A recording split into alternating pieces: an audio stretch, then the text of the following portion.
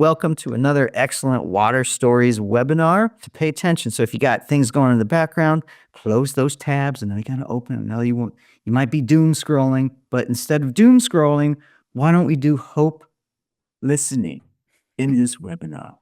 For me, the by far most fun thing about the course is getting to know in a really intimate way other people around the world that are putting all of their efforts and energies into making life systems thrive. And it's really a joy every year in the course. I really have so much love and admiration for our three presenters here, Maria, Paul, and Charles. We'll always overestimate what we can do in 1 year and underestimate what we can do in 10 years. And it always blows me away how much people do just by steady movement in a direction. And I think that's something that these three people really represent well. And they've all gone through our core course and I've gotten to know them through that. And they're all doing really awesome things in the world, all along the West Coast that needs this so very much. And so with that, Maria is gonna take us away. Yeah, that's great. You're gonna go. My name is Maria Loper, and I completed the Water Stories course in April of 2024. And I'm going to just talk about some things I've engaged in since completing the course and some principles that I've learned that I've put into action as I help to heal human relationships with water, soil, and nature. So while taking the Water Stories course, I was kind of in a transitional period of my life. I've left a corporate job in data science, and I was looking to start a new career in soil health and water cycle restoration. I had some training and some practical experience helping growers create compost and changing management practices, but I was really hesitant about starting a real business. I think one part that was holding me back was I'd become, kind of disillusioned with capitalism, and I didn't so much want to contribute to that system. But I also just didn't want to deal with the headache of running a business. In one of the actions in the core course, we're tasked with starting a business, and I realized if I wanted to be taken seriously and have more doors opened, I was going to have to start a legitimate business. I also noticed that if you want to be taken as a serious professional, it's really helpful to be able to present yourself as a serious professional. So this led to the creation of my business, Forest Aged. My focus is currently on bringing life and health back to soils, working with farmers and growers to transition to regenerative practices centered around balanced, biologically diverse systems. Healthy soils can infiltrate water, can retain moisture, and are more resilient to extremes. I preferentially work with clients who want to be involved in my process, and my business model is to teach and educate so that eventually clients no longer need me. The other part of my business that I'm still growing is site design and installation of water retention features. I've started talking with some of my soil clients, helping them to understand the potential of earthworks, and I will continue to move some of my business in this direction as I gain more experience. So another big part of my work now is educational outreach. Before starting Water Stories, I think I'd managed to make it about 20 years without having to stand in front of an audience and talk. But through the course, I realized that probably my biggest lever for change is through education. So channeling the advice of Sepp Holzer, have no fear, fear is the worst companion in life. I've pushed through the first presentations, and I've taken an attitude that I say yes to any presentation unless I have a real conflict. I don't like the rule, but it's a very good rule, and with each presentation, it becomes slightly less painful. I've talked to professional growing organizations, I've talked at schools, I've put on workshops, and I've spoken to community organizations. I also run a mobile microscopy lab as a way to directly connect people to the life in their soil. So on the left, I'm working with a group of students creating a thermophilic compost pile. Next to that is a picture of the mobile microscopy lab with some of my colleagues where we're educating at an Earth Day event. And the picture on the far right is bringing soil biology into the classroom. I love when I go into a classroom, there are always a couple of students that get really jazzed about soil biology and microscopy, and the parents come up to me after telling me that the kids now need microscopes, which I love. So speaking of education, I'm going to break this presentation up with some slides of important soil microorganisms. This in the center of the screen is a nematode, and then in the bottom kind of center is a testate amoeba. These are both really important organisms for cycling nutrients in a healthy biological system. Collaborative funding has been another really important aspect of my work. I find that a lot of people that are ready to take action often don't have the money to pay for my professional services. Trading is nice, but it can be limiting and sometimes confusing. So this is where I've started to collaboratively work with growers and landowners to write grants that can fund dream projects and help pay for my services. In 2025, I'm looking at the Western Sierra Farmer Rancher grant with a couple of clients. This grant allows a producer and a technical advisor to work together to develop a project that conducts both research and outreach on a sustainable agricultural project. So that one's pretty exciting and interesting. And in 2024, in collaboration with the Pacific Northwest Farm, Future Farm, we got a farmer disaster resilience grant. This grant allowed me to work alongside and teach these farmers how to create thermophilic and Johnson Sioux style compost. They now have a great starting supply for their farm. Plus, they have the knowledge and ability to create more without me, which they have been doing. Under this grant, we also developed recipes for compost extracts and teas, and we were able to do biological soil testing to understand the composition of their soil biology so that we can observe changes as we made interventions. This is some beautiful, beneficial saprotrophic fungi from a compost pile. R&D. There are lots of variables and unknown in soil systems, so there's lots of room for R&D.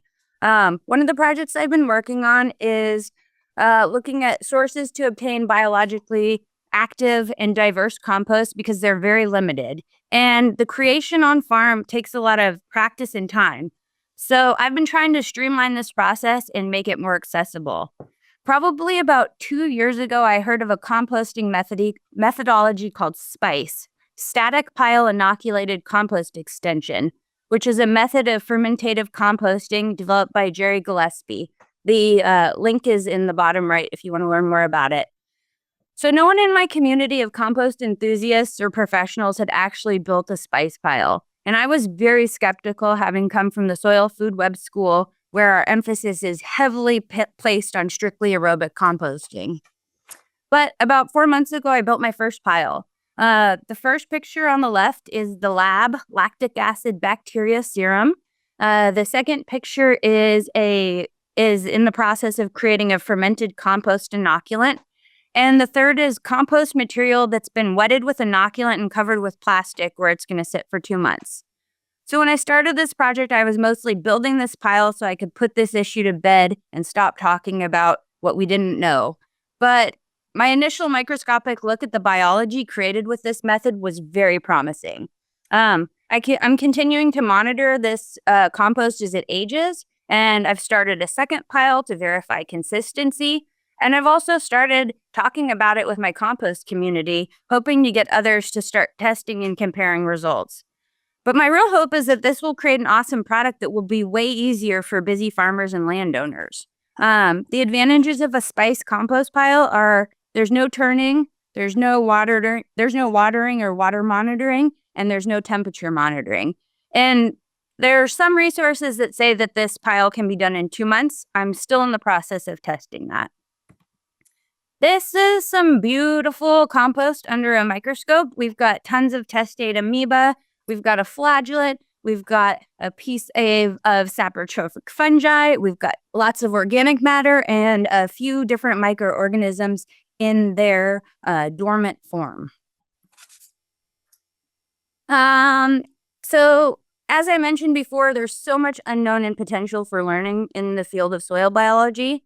And one of my most recent learning projects has been a very deep dive into understanding mineral testing and mineral balancing. Conventional agriculture has emphasized soluble mineral applications, bypassing the plant's biologic partners, which leads to dysfunctional systems with plants that are addicted to fertilizers.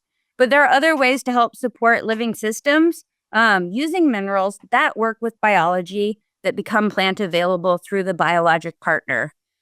We can use these strategies to optimize plant health and human nutrition as we build up mineral reserves and increase the abundance, diversity, and balance of soil microorganisms accessing the mineral nutrition in the parent material.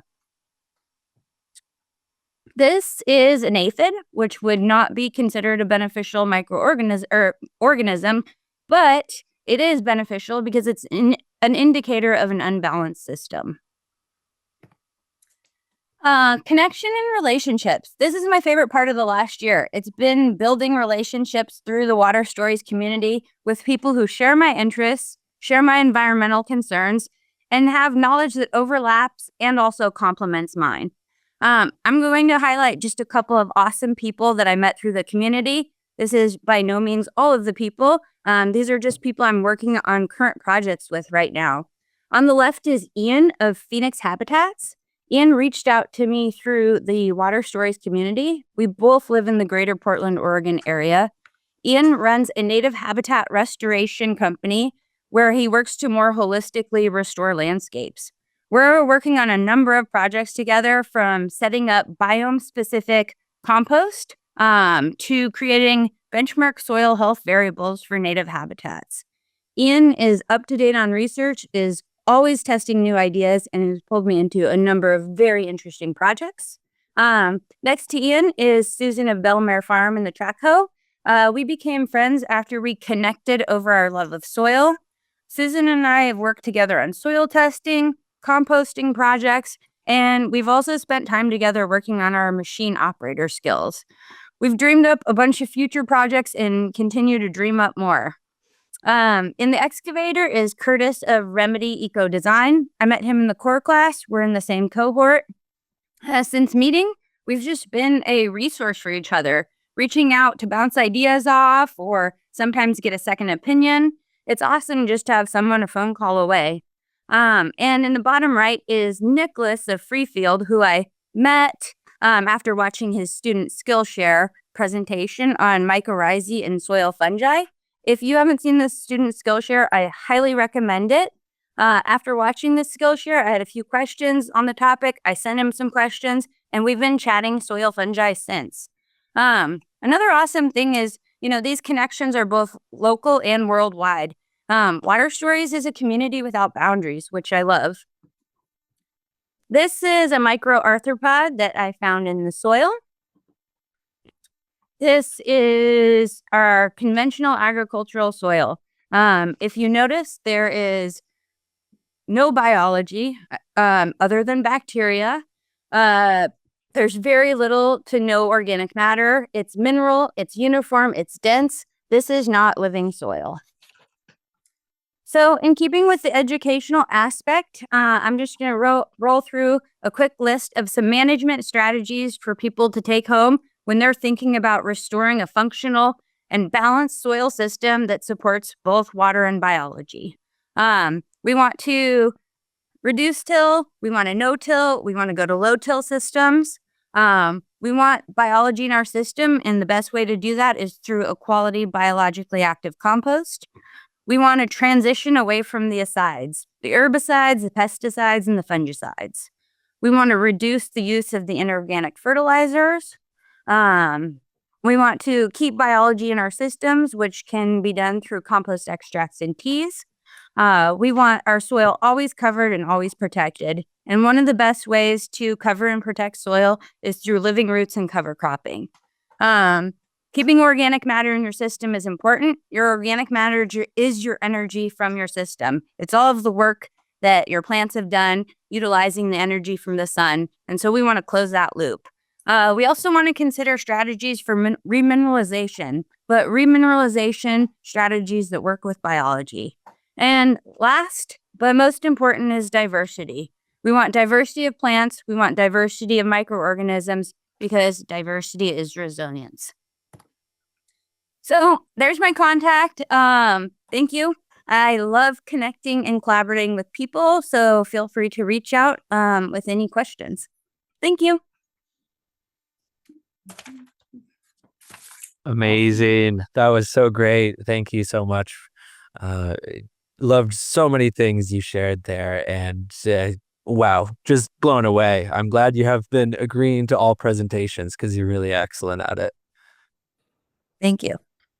Yeah, it's so cool seeing the interplay of soil biology and water cycle restoration because these two things are extremely hyper interlinked, and people are interested in soil, interested in water, and it's super symbiotic. So many questions, but awesome. So next up, we have Charles Upton going to present about his fantastic work in Colombia and beyond. So excited to see that. I'm going to put you on spotlight. Okay, great. Good to go. All right. Can you all hear me and see my screen, hopefully? Yeah. Yep. Okay, super. Really excited to be sharing about Oriente del Agua in Barichara, Colombia. I've been involved with this project since 2021 as a consultant and been down on site 3 times over the years. So, let's see. Why is this not going forward? There we go. So just zooming out a little bit, here we have Spaceship Earth. I believe everybody on this call calls this place home. So just taking a little moment here and remembering that the water cycle and the life cycle are one. Coming into Colombia, one of the most biologically and culturally diverse places on the planet. So many different ecosystems and species of plant, many of them endemic, not found anywhere else on the planet. So a really special place, and something that I find quite incredible, the number of different ethnic groups and 65 indigenous languages, and that's current day, so not counting the ones that have been lost. And then getting a little closer to Oriente del Agua, Barichara. So we're in a tropical dry forest ecosystem, about 4,300 feet. We're less than 500 miles north of the equator. So we get 12 hours of daylight all year round. So really no seasons, as we might think, in farther north or south, on the globe. 52 inches of rain annually and a dry season from December to March. And a very nice climate that doesn't really get below 60 or above 90. So that's pretty ideal. And the geology of the area is a karst limestone, which is quite interesting in that is the Oriente del Agua, origin of water. There's actually a spring popping out at the top of the ridge. So that's sort of a local mystery in a way, but you have this hydrologic pressure that's pumping that water up to the very top, which is quite cool. Anyway, so here's the town of Barichara. It's quite picturesque. It was the inspiration for the movie Encanto. First going there, I felt like I was stepping into a Gabriel Garcia Marquez novel. And here is some of the forest that's remaining. So Alexander von Humboldt Institute estimates 8% is left. So we're talking sort of 90% has been lost. I've seen other numbers that are even lower than that. Thankfully, in the territory, there are a few pockets of the old growth forest left. So we do have a few of these little pockets to have some idea of what it used to look like across the entire territory. But most of it looks like this now. So this is quite picturesque, but this used to be a very thick forest. And now in the foreground, we can see that has been basically taken out for, initially it was tobacco, was the first thing, and now cattle, right? So we have sort of pastoral landscape, this nice campesino house. And then to the right of the house there, you can see a really cool food forest where he's got, mangoes and multiple types of avocados and all sorts of things going. It's kind of nice food forest for his own consumption there. But one of the big problems in the territory is this brachiaria grass. So thinking on context for South America didn't have large herds of grazing animals. So this grass was actually brought in from Africa, where they absolutely did have large herds of grazing animals for the cattle. So it's great for the cattle to eat, but really it doesn't have any competition. You see on the right, it tends to like to hold this water and it doesn't actually let it get down to the soil. So it does a great job of just crowding out just about everything else in the territory. So that's sort of one of the big problems we've been working with. So the goals for Oriente del Agua: conserve key ecological habitat, demonstrate the potential for regeneration to local people, educate, experiment with different techniques. And then there's also a larger piece of wanting to hack the climate for the local region. So here's the site after it was first purchased in 2021. You can see a lot of bare soil, a lot of erosion. This is the top of the ridge. So sort of in the center of the picture there is where the actual spring is, like directly on the top of the ridge there. And here we have Oswaldo in 2022, looking down the site. So again, seeing that it's quite bare, a lot of exposed soil. Yeah, looks pretty degraded. This was chosen as one of the more degraded sites in the territory to show, the potential for regeneration. So here we have Sebastian planting the first tree in October of 2021, and then that same tree, it's the same guy, in November 2024. So the incredible working in the tropics, things grow incredibly fast. So here we have May 2022, looking up the hillside. And then here we have June 2024, the same angle, right? So seeing a huge amount more vegetation coming in, May 2022. And then here we have June of 2024. So like big change here. So how did we do it? Well, the first thing was figuring out how we were going to plant the rain, right? So thinking that we wanted to slow it, spread it, sink it across the site. We're working on contour. We went for small and frequent measures over large sort of centralized pond structures. Talk about that a little bit more. Reasons we chose that. Starting at the top of the watershed and working down. So we're sort of mitigating those flows and keeping them nice and slow and infiltrating as much as we can before they start getting faster and more velocity. And then utilizing process-based restoration. So we're not going in with an idea of what this should look like in the end, but allowing that process to inform us as we go along. Here are a couple of the rock features that we put in. Some of these may look like they were built by children because they were built by children. But essentially we're just dumping rocks, these little erosion gullies and that sort of thing, anywhere we can sort of back that water up. And actually I'll go back a slide to show you. So this is alpha low here. But if you see what's happening in this picture, on the left side behind that little rock check dam, have a bunch of sediment backing up. And then you have those sort of grasses volunteering and starting to self-seed. So that's really what we're looking for. And you can see that on some of these other slides. So just small little measures making a little difference. So why did we do it by hand instead of going for heavy machinery? One of the thoughts was cost. There's a large cost to getting machines on site, and initially wasn't the budget to do that. There's also a piece that we really wanted to engage the community in this process. So if we went in and did it all by machine, that would not allow us to engage the community the same way we did before. Compaction, having worked with machines, that sometimes just getting the machine onto the site can cause a lot of damage. Also, we didn't have a gate that was big enough. There was a stone wall, so there's really no easy access way to get a machine on there. And also lower downstream risks. There was a school directly below the site. So thinking that going and doing these small measures just makes it safer all around. So, and then planting the forest. So starting with seed collection and propagation, figuring out which seeds and what time of year to collect them and start growing them out. And then using syntropic agroforestry techniques from Ernest Grolsch from Brazil, as far as like planting with forest succession in mind.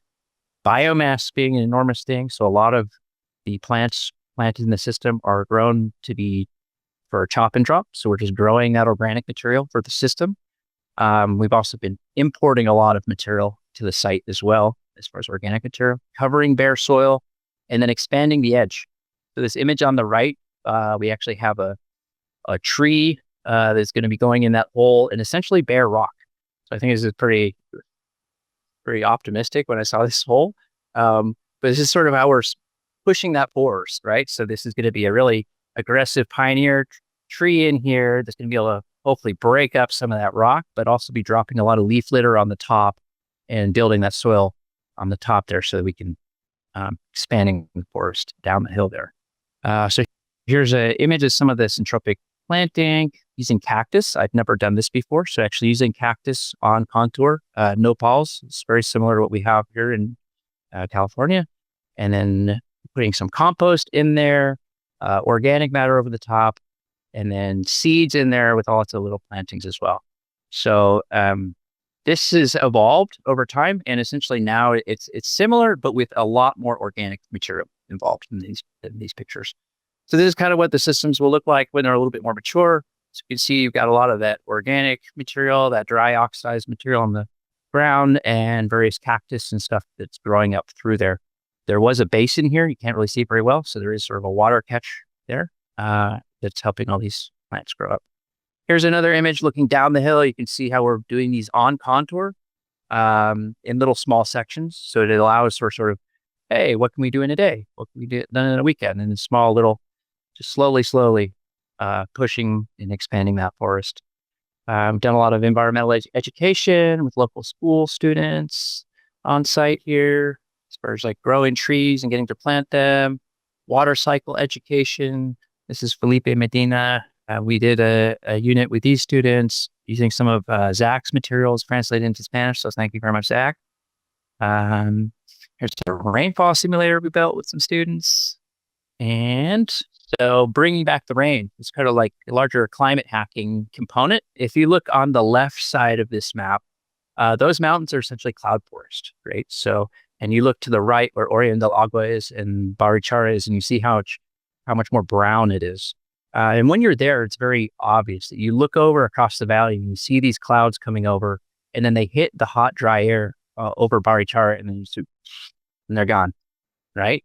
So the idea here is if we could actually green and cool down that area around Barichara, then those clouds, they're right there. They would be able to come over and then rain, and we'd be able to start restoring that water cycle. So this feels like something that's very tangible. And for the community, they have waterfalls here that have stopped running within recent memory.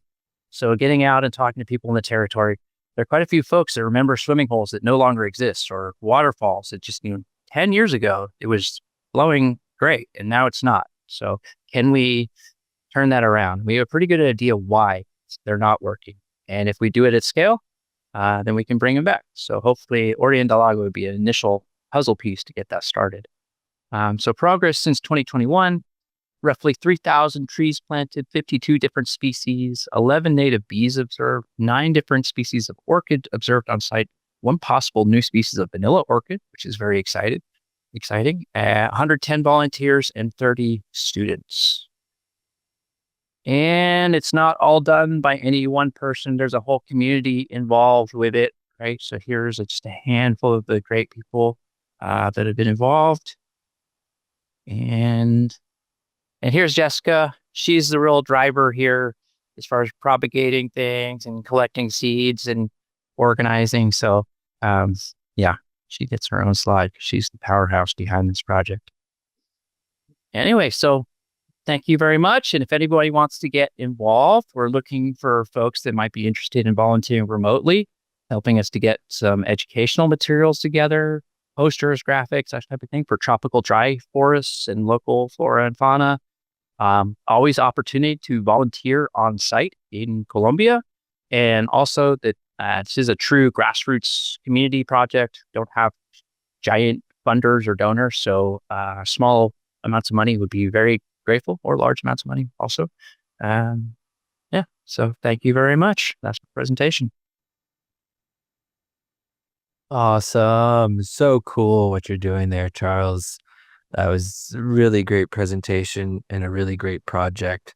I dropped in the chat for everybody that Origen del Agua site isn't online yet, but it's coming soon. So keep an eye out there. We'll send out an email about it as well once the site is live. And just so awesome and inspiring what you guys are doing there, and thinking about if you can demonstrate the return of the rainfall, how much that could impact all of the surrounding regions in Colombia and the world as a whole as well. Awesome. Next up, we have Paul, who we hosted a really nice workshop with last summer in California. and I was one of our founding members, and it's always fun to see and check in with Paul about his projects. He's got a really intuitive way of feeling out a landscape, and it's always really inspiring to see others sharing that with their surrounding communities. Thank you for having me. It's great to be here with the other students. So as Zach said, one of the founding members of the core course, and just a little context. Rally, actually, we met at PV1. Yeah, yeah. And so I've been following the work for a while of after doing some my own courses, and then Zach came out to our place, I think in 2019, I believe. And so that's how I ended up in the core course, because I had been doing some other courses and studied a lot, and really wanted to dig more into the water aspect of things. So currently, right now, we're in Northern California in a town called Browns Valley, which is about an hour north of the state capital of Sacramento. We have 37-acre farm there. We call it Blue Ruby Farm. It's named after the blue oaks that are there, and our little dog Ruby, who was our companion in our search for land for quite a while. And so I also run Radical Water and Earthworks from that property, and I work in the general area around Northern California, sometimes on small private properties, but a lot of the work I'm doing right now is actually at Blue Ruby Farm. And so this is a view of the farm from across the pond that we have, and I'll bring up a map, but a lot of the work that we're doing here is to develop a perennial ecosystem, silvopasture system, and to just generally handle the water that we have, because we have a bit more rain than some other places in California, and we have a bit more water storage already existing just in the general area. Over time, for some reason, unbeknownst to me, when I moved there was a pretty good infrastructure set up for water irrigation districts and things like this, which is not normally the case, but probably due to the gold mining history of this area, we are lucky to have that system in place. And we were also lucky to have and find, after many years of searching, a property that has a 5-acre pond on it. And so one of the things is not focusing on carbon. This little meme has been kind of circling around Instagram for a while, and I thought it was pretty funny. And so really focusing on the water on the site and taking the time to do that. And a good example of this is that we have beavers at our property, which I also didn't know that was going to happen when we bought our property. We were walking it for the first time with the real estate agent, and we saw a big giant beaver den, and I was like, "What is that?" And she said, "That's the beaver den." I was like, "Really? Okay." I had never seen a beaver or anything like that, so it's been quite a learning experience, hanging out with beavers and watching them work in the middle of the night. They are very, very busy little critters. But this is something that I put in all my presentations that I do. It was brought up by a physicist. This is about a carbon plant that's going to pull all this carbon from the air. And he did the calculations on the lifetime carbon sequestration of this plant. It would cost, it's going to cost like billions of dollars to go that. I don't remember. It's like $3 billion and $1 million over a period of like a month just to operate it, or 2 weeks. It was something like that, but really, really high numbers. And then through that calculation and the amount of carbon it would sequester in its lifetime as a plant, and keeping in mind that it's actually sequestering more carbon than any of the other current plants built, 200 beavers could do that. And that really struck me as something that people should hear.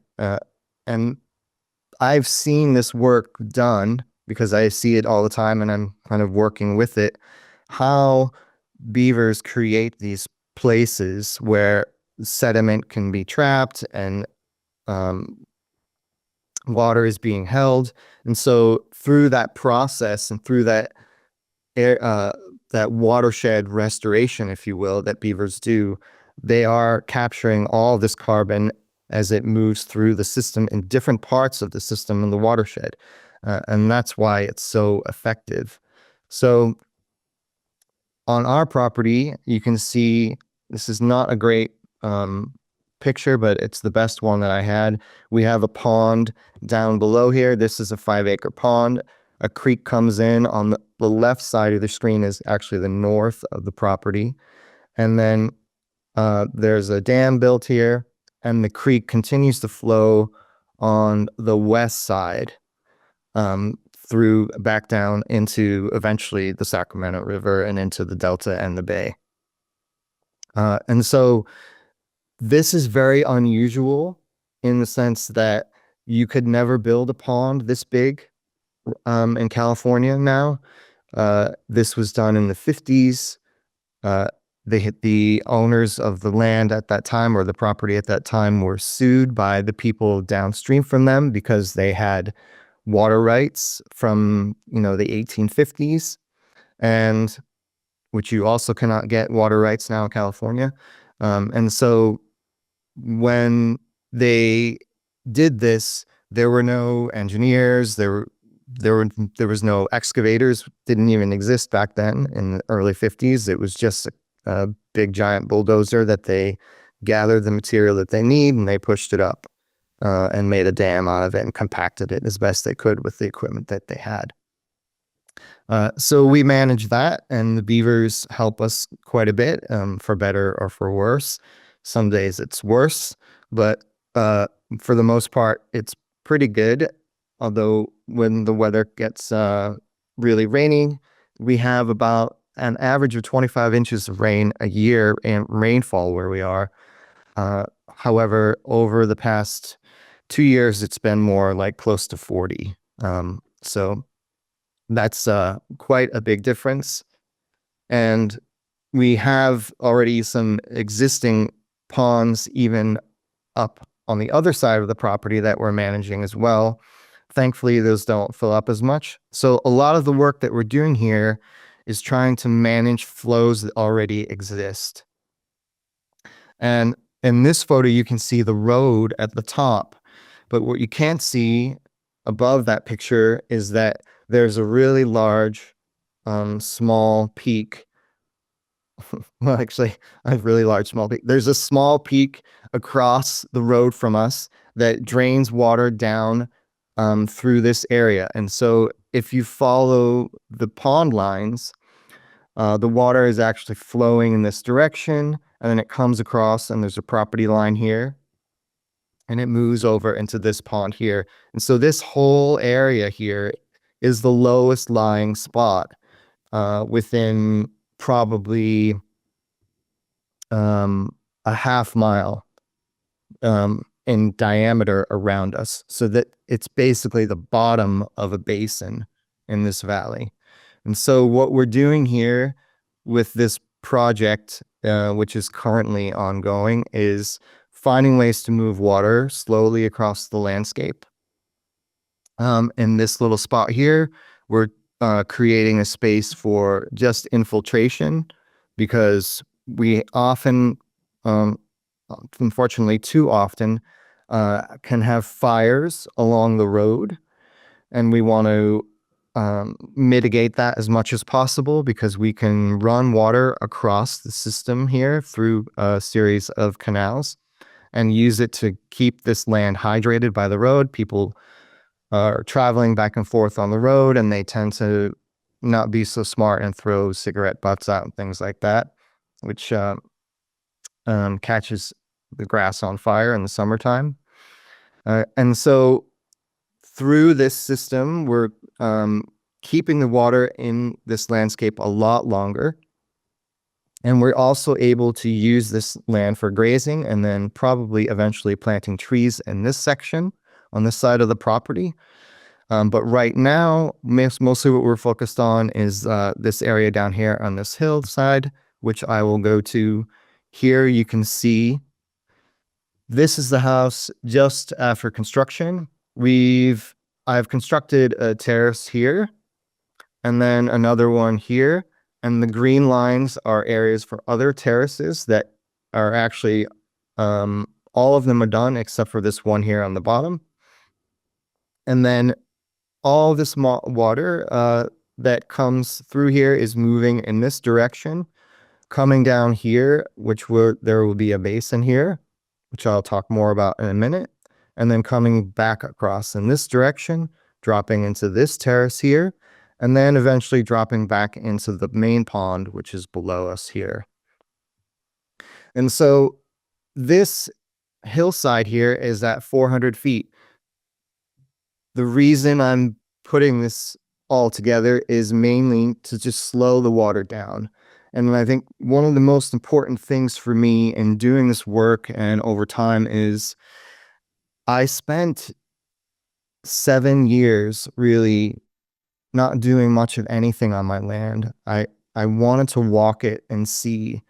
Part of that was, well, I just don't have the money or the experience to do it, and I'm learning. And the other part was I realized that I bought this piece of land and I came to a place where I was recognizing I had all these ideas that I wanted to impose, things that needed to be fixed. And I was constantly badgering myself about needing to do this and needing to do that.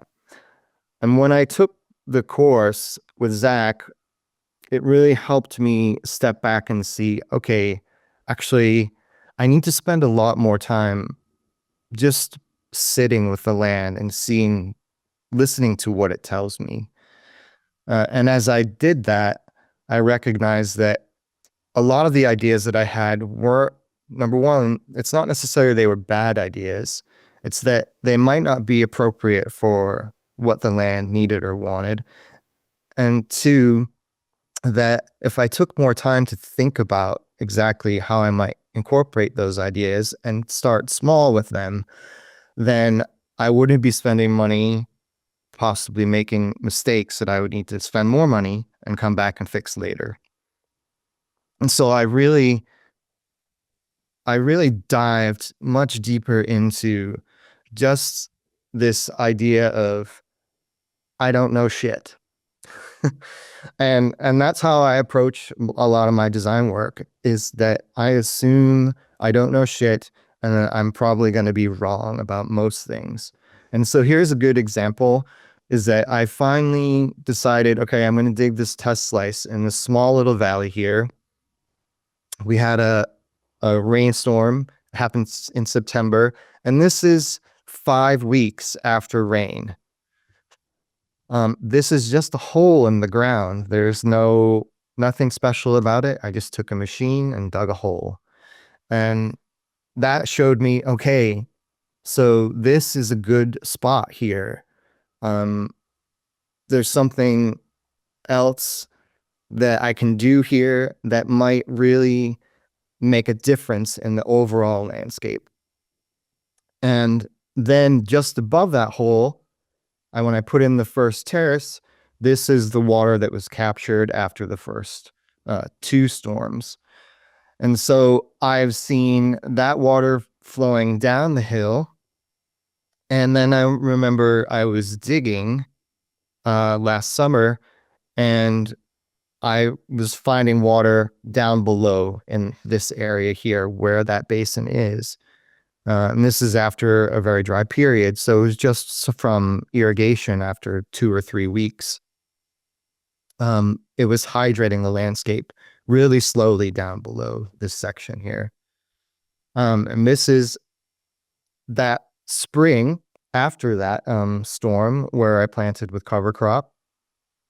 And it really came to life. Like, it exploded, actually. It was incredible. And I started planting trees in this system. And again, I took a lot of time thinking about, like, what do I want to do? What's going to work here? This is an apple tree that I planted from seed.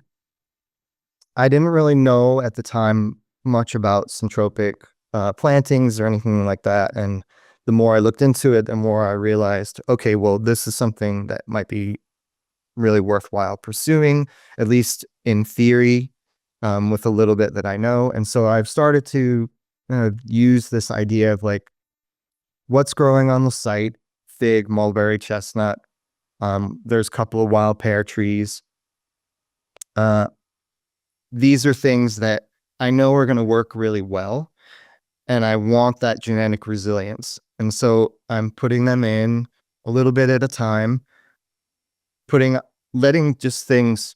things just do what they're going to do, while keeping a good cover.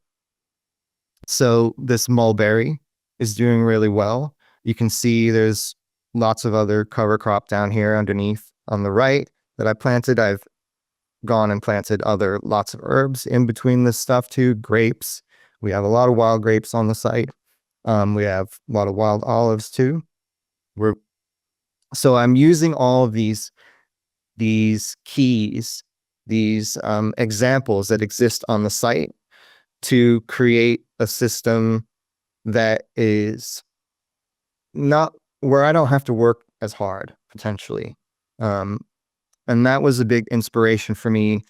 Also, taking the course was seeing, like, these are the things that are possible, and that I don't have to, if I step out of that way of imposing and see what's already working, then I can actually just assist what would happen naturally and move it along in the way that I want it to go. And one of the other ways I did this is a bank that's right by the house. And so I had all these rocks left over, and we have water coming down from the top of this hill, and we wanted to capture the water here. So I built these little basins of collection, and then we planted some native grasses in here to kind of hold it all together. And so all the materials, all the things that are happening on the site, we find ways to work with it over time and to create things that are going to keep the landscape as verdant as possible. And for us, fire is a big deal, so we want to always be managing for that as well. This is just a quick example of what we're looking at on one part of the property. So different parts of the property, we have a lot of rock, but here you see there's some decomposed granite mixed in here. We have a decent amount of clay, but not great in this section. And this is further up by the road where I showed on the map earlier that I'm digging test slices and looking for places that are going to hold water really well. And these places are actually holding water well without any ponds being dug even yet. So this is the first orchard that we've put in. We had access to some olive trees. This is the second terrace that I built. The water is flowing towards us across the hillside. We were lucky enough to find someone who is getting rid of an olive orchard, and we got the trees for $50 a tree, which is very, very cheap. However, moving trees of that size is actually quite difficult, and most of the time and money you spend is putting them in, which is wonderful because you get an instant orchard. But in this system here, we are really looking at being able to press oil next year and to now interplant this with a really herbaceous layer, as much as we can of some annual crops, probably some brassicas, and other food crops. And it's so far it's looking really beautiful. It's quite transformative. The amount of water that's coming through here right now is quite a bit this winter. And then finally, I'll just close with, this is a small project that I did, my first professional project. We did a small pond at a site about 20 minutes away from us. Client wanted something to enhance their orchard, which you can see behind the pile of earth there. And then we basically were running water from one side coming from the road where they were having flooding, which is going to be the area closest to us, and then draining out back into the orchard. And so these experiences of capturing water, it's always an adventure, because we do these things, we create these projects, often small at first, and then we expand them. And as I expand them, I'm going on the knowledge that I have from doing the small work, but I'm also really learning so much, because I'm finding, okay, well, as I dig down deeper, where is the water down there? What's happening as the water's flowing? So this particular site, we had water flowing. There's like an underground river there. And Zach was like, that's great. And I was like, it is? Well, how do I work with that? So it's always this learning through the process, and no site is the same. So the map, even at our place, those ponds that are up top on the east side of the property, that earth is completely different than 30 feet below down where the main pond is. And so we're always having to kind of adjust how we do things. And that's really the beauty of the process, is that if we can be iterative, if we can step back and not have that feeling of needing to impose our vision and let the vision come to us over time, then in my experience, one, it's a lot less mental strain. And two, it's easier to create a vision that is in tune with your landscape and with what your heart wants, and not what your mind wants. Because the heart aspect of working with nature, I think, is what often gets lost. We get tools and we want to feel useful, so we want to implement the tools. But the tools can actually be a detriment if we don't pay attention to what the land is telling us. So that's what I've got for today. Here's our website, and here's my email. Feel free to contact me there. Excellent. Oh, that's fantastic.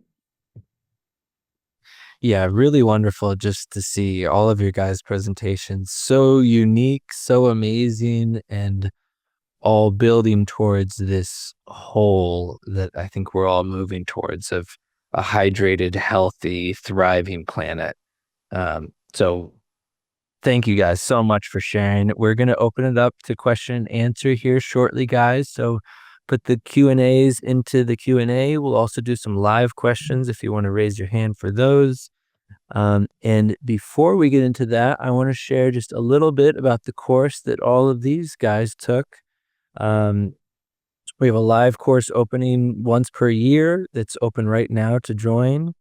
And, this is really my response to doing this work for a long time and presenting it to Sepp and feeling really happy, and him saying, but one of you is nothing. There needs to be hundreds or thousands of people doing this kind of work all around the world. And in just a couple of years, that vision is starting to take hold. And we've got the three amazing people here. And I mean, this is just a few people around the world.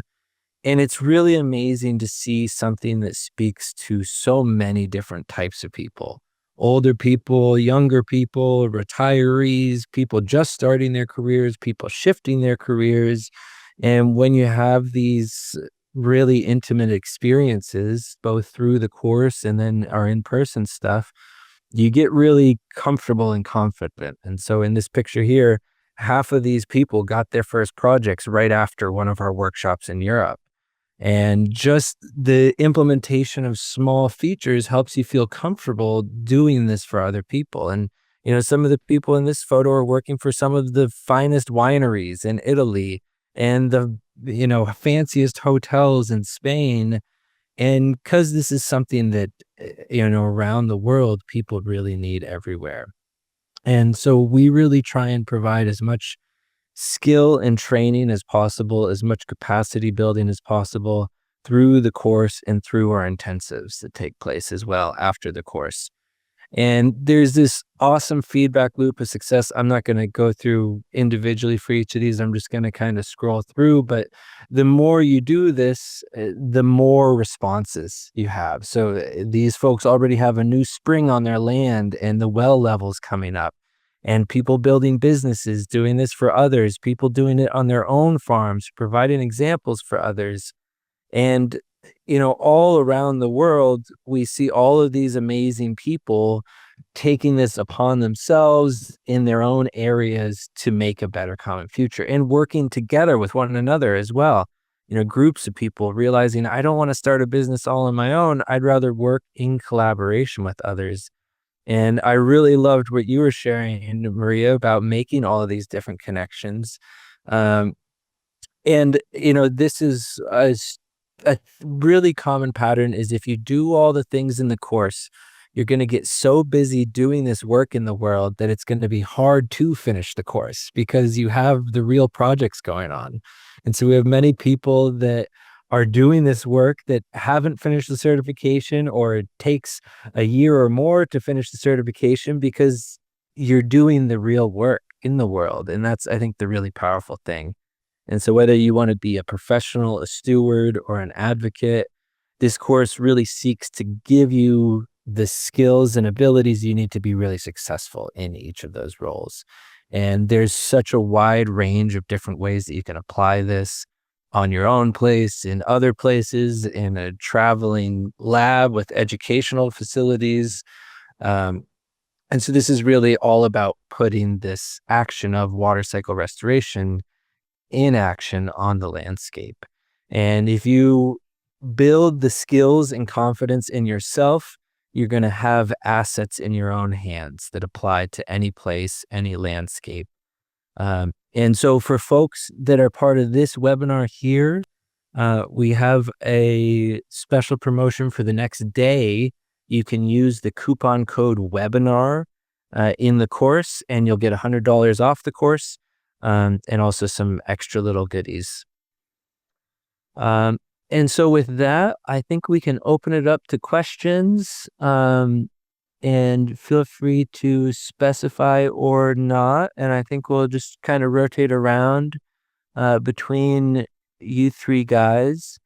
And folks, if you want to ask your question live, please use the raise hand feature, and we'll call on a couple of people live as well. Yeah, it's always nice hearing people's voice. And a real quick thing, shout out to Julia Eden for organizing this webinar.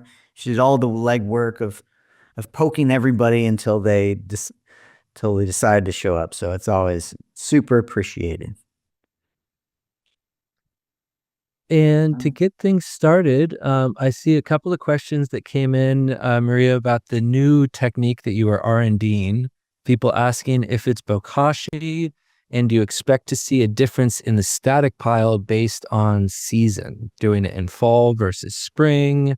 And so people are pretty interested to hear a bit more about that. Yeah, definitely. Just to clarify, it's not really a new technique. It's a new technique to me, and I think the microscopic analysis of the microorganisms is a newer piece to that. But no, it is not bokashi. It's slightly similar to bokashi in that the fermented compost inoculant that you make probably has some similarities to EM1, which is one of the components of bokashi. But it is, definitely not just the EM1. It has other components. And it's a different method than that. What was the second part of that question? Do you expect to see a difference based on when it's done? Season, fall versus spring? And then someone else is asking, is the spice compost more fungal, or what were you seeing so far? Totally. So as far as seasonality, I built my first pile kind of in the early part of winter. So it was not hot out. It wasn't freezing temperatures. I'm in the Pacific Northwest, so I'm pretty kind of neutral in my temperature most of the year. But my second pile that I built, I guess maybe about 3 weeks ago. And we've had really cold temperatures in Portland. I think last night it was 23 degrees. And when I go out at my temperature and look, I'm still sitting around 60, 65 after 3 weeks. That's Fahrenheit. And so I don't know. That's the R&D portion. Whoever is interested in that, I can follow up with you. Or if you follow up with me, I can let you know in another, about 5 weeks when I actually open up that pile. I'm pretty serious about covering it and leaving it alone and waiting until, the time limit has expired. And then now I forgot the last question about spice. Oh, sorry. Well, actually, Maria, I have a selfish question. So, our worlds of water cycle restoration and soil restoration are so interlinked. How on projects do you feel like biological restoration with compost works with water retention projects? Like, how would you combine these two, working with biology and water cycle restoration? Yeah, definitely. I think there's a lot of interventions we can do when we're going into an earthworks project. Something that could be very cool with this whole spice type compost is when you're going in and putting in a big water feature and you're taking out that organic matter, mixing that up, covering it up, having it sit for 2 months while that project's going. And at the end of that, you have this really awesome biological compost that then you could inoculate the seeds that you're using for cover cropping. You have that as a finished product. So kind of that idea of your plant material is your system's energy. Use that and use it wisely. So inoculating seeds would be awesome. And, that's as far as more recent research, a lot of people have said that the seed inoculation is one of the biggest interventions that you can make with biology that, is kind of the smallest amount of effort with the biggest impact. So I see that as, a really important piece. And then understanding kind of your fundamentals. Like we go in these types of projects and we compact soil and we drive big machines over if we're doing big projects. And so a real understanding of soil health principles and, after you make all of this impact, how can you go back in and give that soil everything that you can to put it on a fast track to health, where it's going to become less compacted. It's going to have organic matter in the system. It's going to be covered. It's going to be diverse. Awesome. Yeah, beautiful answer. It's so many of these projects, like Brenda Tabula Rasa, after Zach, built a lot of the pond, she also worked with Nick Steiner, not Nick Steiner, but Nick, who's also a soil consultant, to help her make compost. So many of these projects, you need water restoration. You also need soil restoration as part of it. So appreciate the answer, Maria. All right, a question for Paul from Janet. I'm wondering if Paul has run into any environmental regulations issues in California with regards to manipulating water flows. Yeah, this is a discussion that we've had many times in the professional development office hours. So I'll just say this as a caveat. Please don't follow my lead on this, because I I have problems with authority. Uh, and so I tend to just do things covertly. Um, we are lucky to be in a county where people are pretty forgiving about these types of things. So unless you are really doing something that is obviously you need a permit for, which I would not do that, then most of the time no one's going to bother you. And so a lot of it for me is about understanding not just the context of the client, but the context of the place that I'm doing the job in. And so one of the advantages to doing work in a place that you're familiar with is that I'm pretty well traveled in California. So I've spoken to a lot of people at different counties. So I have a good understanding of which counties are strict and which ones are not, what kind of things they're looking at, how often are they bringing up the stuff on their satellites. And so I know if I'm going to be doing something in another area, how careful I need to be. But I always approach these things with caution. And I would never do a large project without any kind of, engineering or permits, just because it doesn't make sense. But there are plenty of there's like thousands of other things that you can do without that stuff. And a good example would be Brock Dolman's work through Occidental Arts and Ecology Center. If you go to their website, you can find a whole, and they've worked with Sonoma County, working in waterways and drainage ways. They've gone through the proper channels to create those documents and show how the work is done. I personally don't do that, but in a place like Sonoma County, you have to. So that would be my answer. Thanks, Paul. And Charles, had a hand raised. Yeah, I can just very quickly. I also live in California. I do a lot of work in California. Just one quick anecdote. Somebody I know who's a very skilled pond builder kind of had the almost worst case scenario happen to him, that he built a pond about 15 years ago and had the county come and thought he was going to be in a lot of trouble. And they basically tested it and they're like, cool, here's your retroactive permit. So want to name him publicly, but anyway, it was sort of the thing that everyone is scared of happening, and it was just not a big deal because he built the pond correctly, and that's what they were most concerned about. Yeah, we had a really great session last webinar was with Susan. Susan Richmond joined us, and it was great hearing her perspective as she actually managed to get a permit for her pond at Belmar Farm. And it was really interesting hearing her perspective that it took longer. It took about, I think it was at least a year for her, but she was able to do it. And it was one of those situations where instead of having to do this in secret, kind of like some of these projects, like she got the permit and waited for that. But granted, it did take longer than just doing it secret. And I will say, I think there's one big theme that spans across both the asking for forgiveness or permission.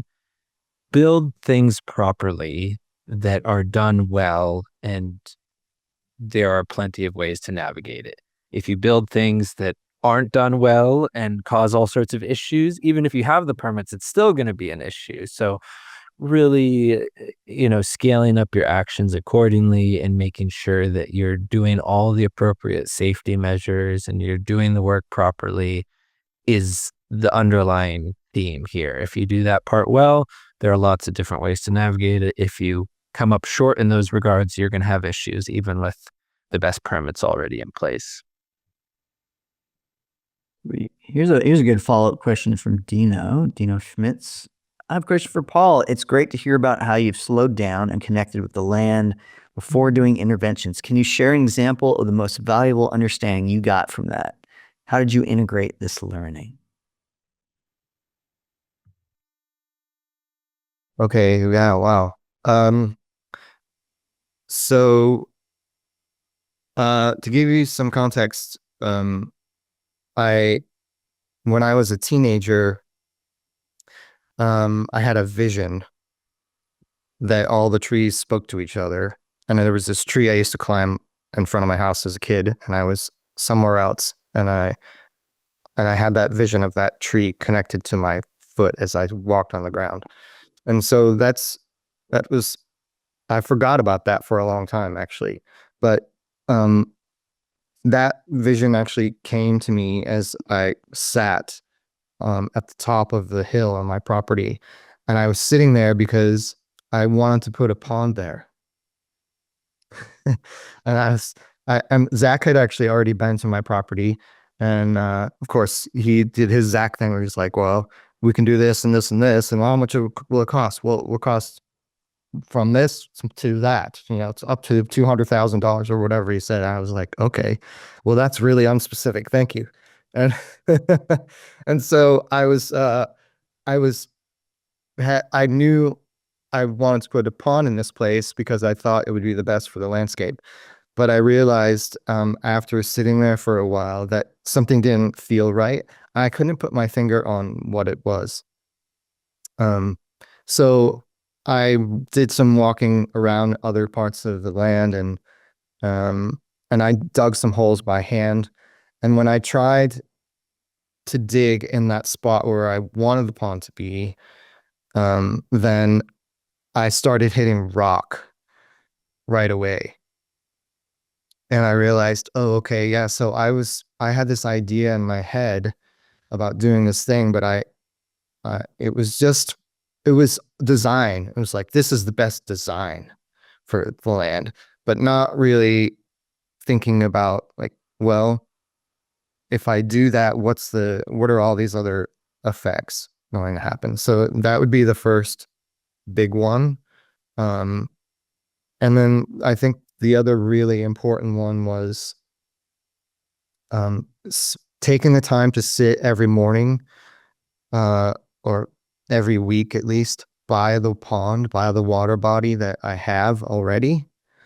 And instead of coming up with all these grand ideas about all these things I'm going to build, to like appreciate what I have and to see how the animals and how the biology, how everything is interacting with what's already there.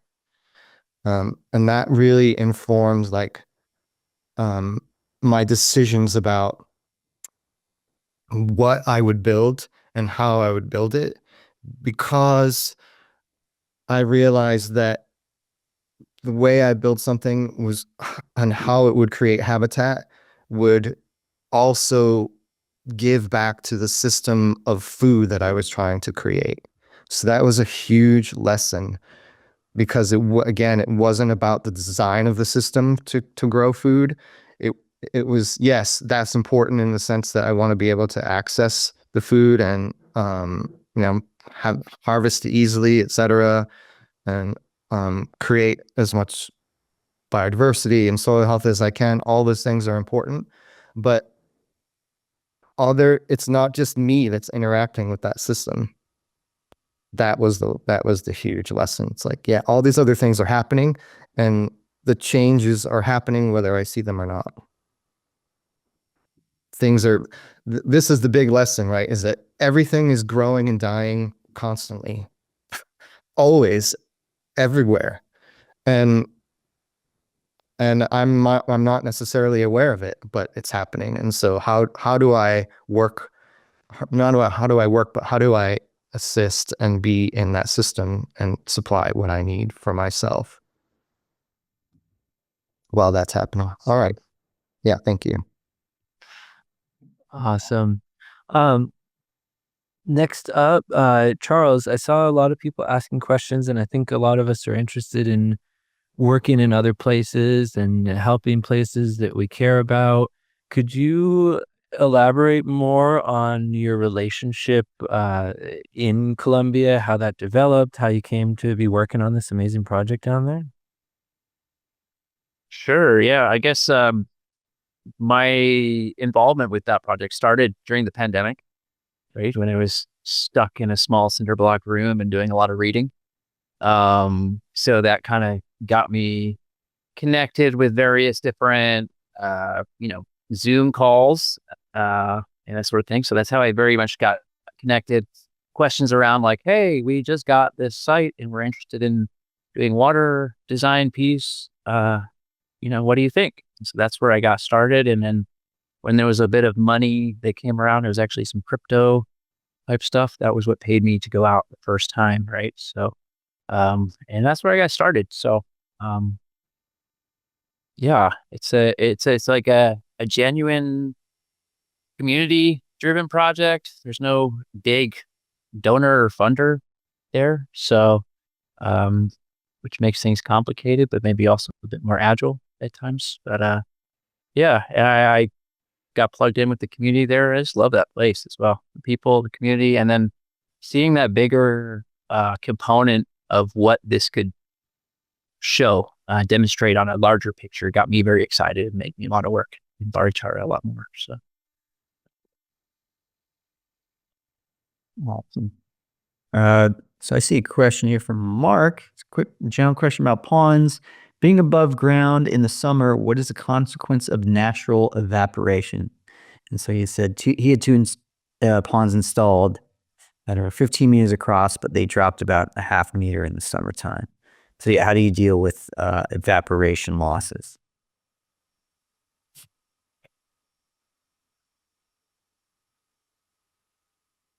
Well, that sounds like a question more for Zach. Potentially. Oh, I mean, I think one of the big things here is we do need to normalize ephemerality. Water bodies are usually ephemeral to some degree, and we have this idea that a pond should always be tipped to the top year round, and that's just not reality. Now, how much ephemerality you have and what climate you're in, I saw that for this person also, they were in England. In a hot, dry climate, I fully expect half a meter to a meter of evaporation during the dry season.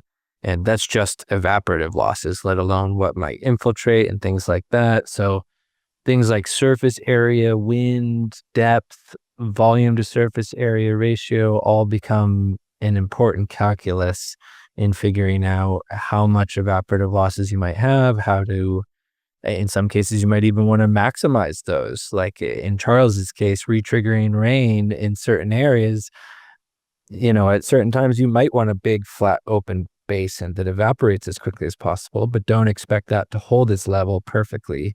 Whereas if you have this deeper water body that's tied into the earth body around that, as it's evaporating, it's getting some recharge. And so you might have very little ephemerality. So I don't think there's any right answer other than that. And this is a pattern, I think, with all of these things. We have to properly work with nature, we have to give up some control. And that's control of aesthetics, control of processes. We have to enter a partnership, not a domineering one. And so this normalizing ephemerality, I think, is important. It doesn't mean that there's a giant problem if you're losing some water to evaporation. That's cooling the local climate and providing water for somewhere else through the small water cycle. So those are actually really key and essential components that water provides. Yeah, and Paul, on that larger farm on your property, how did it hold up during really intense summer months? Like how did the water level do kind of in the peak of summertime? Uh, it's interesting because it's different in different locations. So the large pond, we have irrigation district water flowing in. So it doesn't drop too much. Whereas on the east side of the property, where we have potentially more decomposed granite, we actually get better hold. Like the water, I've dug some areas out, just cleared blackberries, and there's water just sitting there for weeks after the last storm. And so that's interesting because it's not really compacted in any way. And yet on the other side of the hill, closer to the main pond, there's just more like larger fractured rock. And for whatever reason, it drains more quickly. So again, yeah, it's like you can't really know until you start getting in there. But it how it's always a learning process of like different areas, and on the either side of the same hill,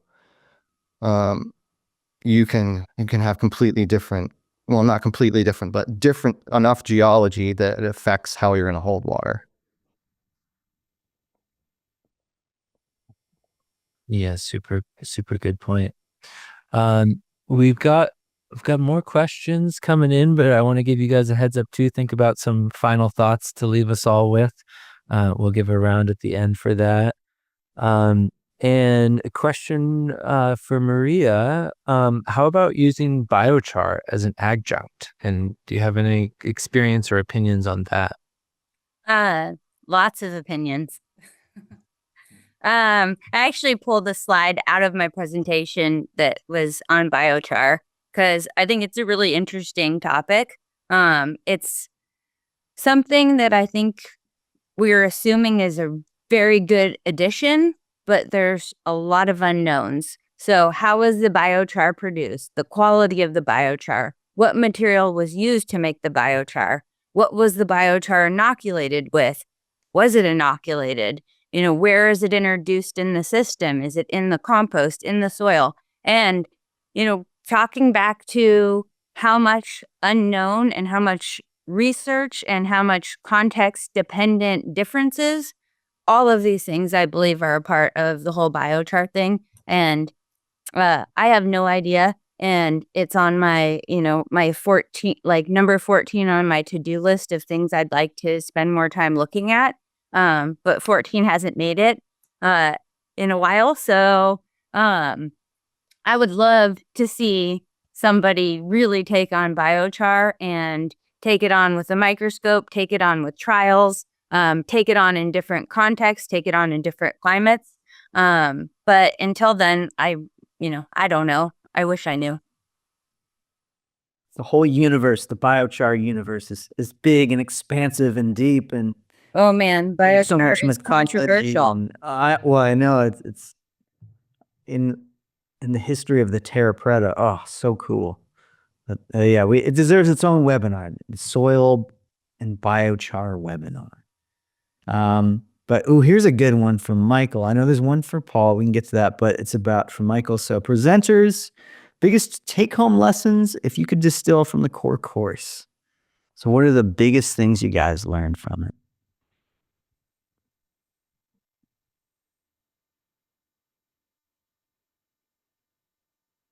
I guess this is addressed to Paul and Maria and Charles. If you have any big takeaways you had from the course, and those are probably hard to distill, but. Oh, okay. I'll go first, I guess, since I already spoke, is that slow down. Yeah, take your time. And we seem to be under this enormous amount of pressure to fix everything. And that's, I'm not saying it's not important. However, my biggest thing from the core course was not just learning all the things about water cycle restoration and geology, and it was about slowing down and really paying attention to what I'm doing, and learning to listen in a way that I hadn't before. That was huge for me.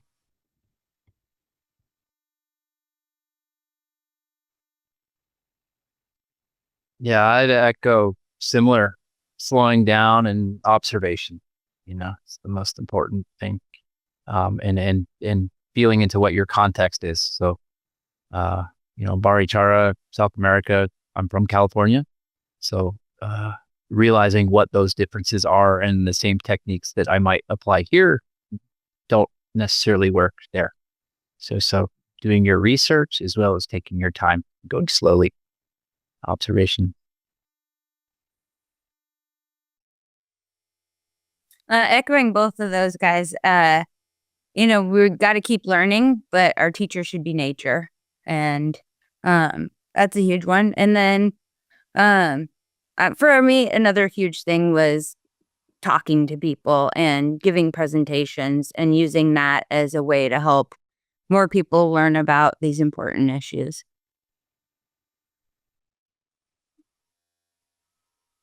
Beautiful, guys. It's great hearing everybody's perspective and story, especially coming from so many different contexts. All right, Zach, there's a few more. Do you feel like, should we wrap it up soon or should we just dive in a little deeper for the next few minutes?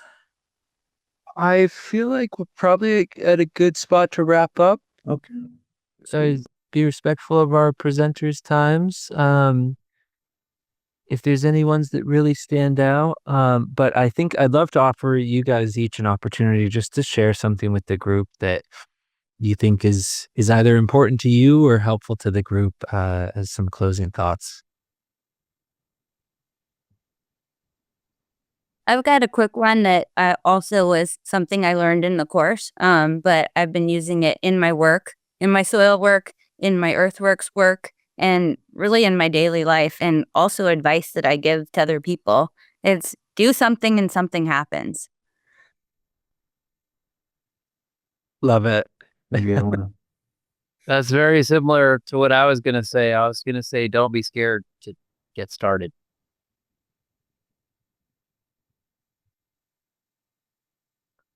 Yeah, take